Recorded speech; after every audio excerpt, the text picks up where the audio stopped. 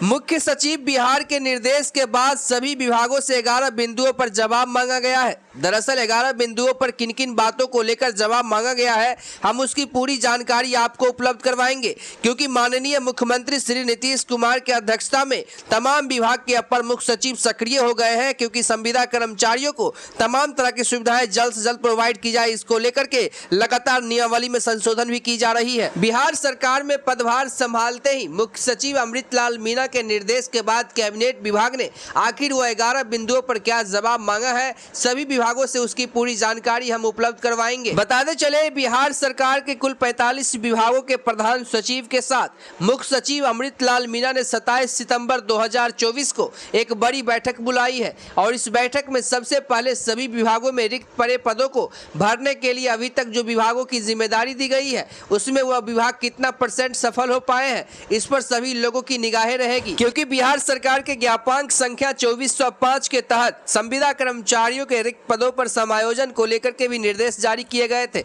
उसमें कितना कवायद हो सकी है, इसकी जानकारी भी सामान्य प्रशासन विभाग उपलब्ध करवाएगी। बताते चले, मुख्य सचिव श्री अमृतलाल मीणा जी जब से नए मुख्य सचिव बने हैं बिहार के, तब से विभागों में जो काम करने की प्रक्रिया है उसमें थोड़ी सी तेजी आई हुई है। बताते चले, मुख्य सचिव अमृतलाल मीणा द्वारा सभी विभागों को 1 वर्ष की प्राथमिकता तय करने के निर्देश के बाद सभी विभाग इसकी तैयारी में जुट गए हैं। इसको लेकर मंत्रिमंडल सचिवालय ने सभी विभागों के प्रधान सचिव को पत्र जारी कर कहा है वे अगले 1 वर्ष की अपनी निर्धारित प्राथमिकता के साथ साथ विभागों के महत्वपूर्ण कार्यक्रमों योजनाओं की प्रगति का अंतिम स्थिति से भी सरकार को अवगत कराए। वहीं विभागों से इसके साथ ही कुल 11 बिंदुओं पर जानकारी मांगी गई है। जिन बिंदुओं पर जानकारी मांगी गई है उनमें योजना व्यय की प्रगति के अलावा केंद्र सरकार द्वारा जारी राशि की स्थिति क्या है। देखिए, सबसे बड़ी बात है कि जो केंद्र सरकार बिहार सरकार को राशि आवंटन करती है और बिहार सरकार सभी विभागों के लिए राशि आवंटन करती है, तो क्या उस राशि का सही उपयोग हो रहा है। क्योंकि जैसा कि आप तमाम वर्ग के संविदा कर्मचारी जानते होंगे कि गृह मंत्री ने कुछ दिन पहले संविदा कर्मचारियों को लेकर के भी ऐलान किए थे।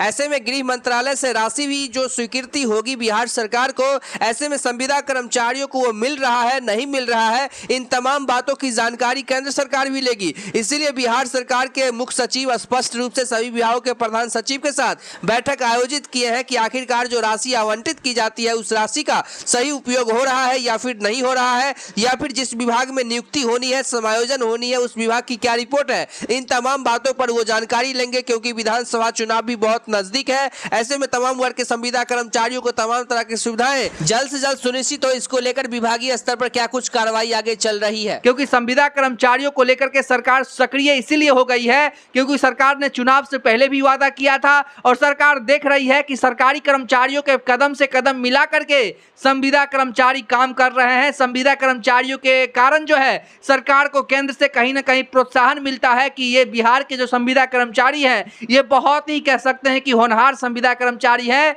जिसको लेकर के सरकार को जो है कहीं ना कहीं आदर सत्कार भी होती है। अब इसको लेकर के मैं आपको बताना चाहता हूं कि संविदा कर्मचारियों को लेकर के ऐसी बातें इसीलिए हो रही है क्योंकि केंद्र में भी एनडीए की सरकार है और राज्य में भी एनडीए की सरकार है। अब दोनों सरकार समान है और दोनों सरकारों ने वादा किया था, क्योंकि विधानसभा में स्पष्ट रूप से विजय कुमार सिन्हा जो अभी उप मुख्यमंत्री महोदय हैं उन्होंने कह दिया था कि संविदा कर्मचारियों के अधिकारों के साथ हनन किया जा रहा है। पॉइंट नंबर 1 ये हो गया। और साथ ही गया में जो है बिहार के माननीय मुख्यमंत्री श्री नीतीश कुमार ने संविदा कर्मचारियों के लिए बड़ा ऐलान कर दिया। अब ऐलान करने से नहीं होगा, क्योंकि विधानसभा चुनाव नजदीक है और सरकार कोई गलती नहीं करना चाहती है। इसीलिए सरकार चाहती है कि समय रहित संविदा कर्मचारियों को तमाम तरह की सुविधा जो है देने को लेकर के हम लोग काम कर दे, जिससे उन लोगों की जो दैनिक जीवन है, उन लोगों की परिवार की जो दैनिक जीवन है, उन लोगों की बच्चे की जो शिक्षा है वो सभी प्रकार से अच्छे तरीके से हो सके। और साथ ही संविदा कर्मचारियों को म्यूचुअल ट्रांसफरिंग को लेकर के भी हम लोग लगातार मीडिया ब्रीफिंग में आप लोग को लेकर के मांग उठाते हैं,